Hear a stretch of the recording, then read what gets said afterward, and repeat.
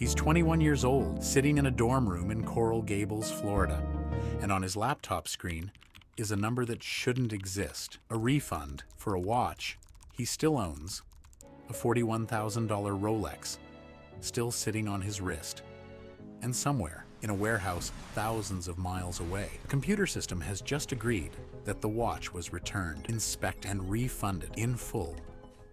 Nobody opened a box. Nobody scanned a package.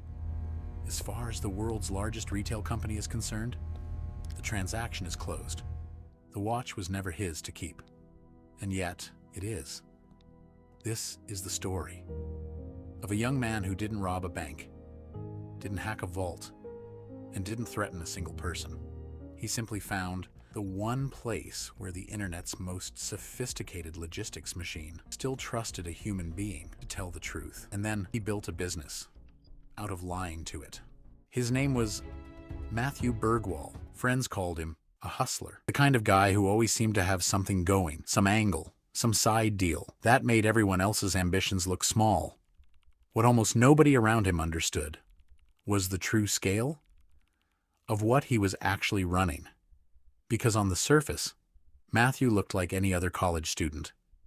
Underneath, he was operating what federal investigators would later describe as a nationwide fraud machine, one that had already siphoned millions of dollars out of some of the biggest retailers in America before anyone even knew his name. To understand how, you have to understand quiet weakness, buried deep inside modern online shopping.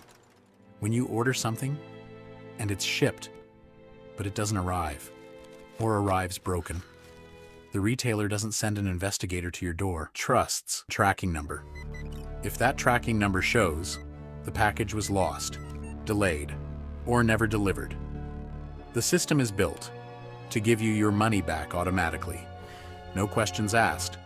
It's a policy built on convenience, designed to keep millions of honest customers happy. Matthew realized that the very same policy, aimed at the right weak point, could become something else entirely. The weak point wasn't Amazon itself. It was smaller than that, and far more dangerous. Somewhere, in the vast web of companies that move packages for online retailers, there was a multinational shipping and logistics firm, one of the invisible middlemen that most shoppers never think about.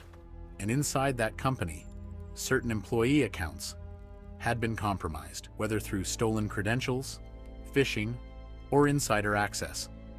Investigators never fully spelled out. What mattered was what those accounts could do. Whoever controlled them could reach directly into the system. That generates tracking information and rewrite reality. That's when the idea became a product. Matthew and his collaborators gave it a name, one that sounded almost bureaucratic, almost boring, the kind of acronym that could hide in plain sight. They called it FTID, Fraudulent Tracking ID. And they didn't just use it for themselves. They started selling it.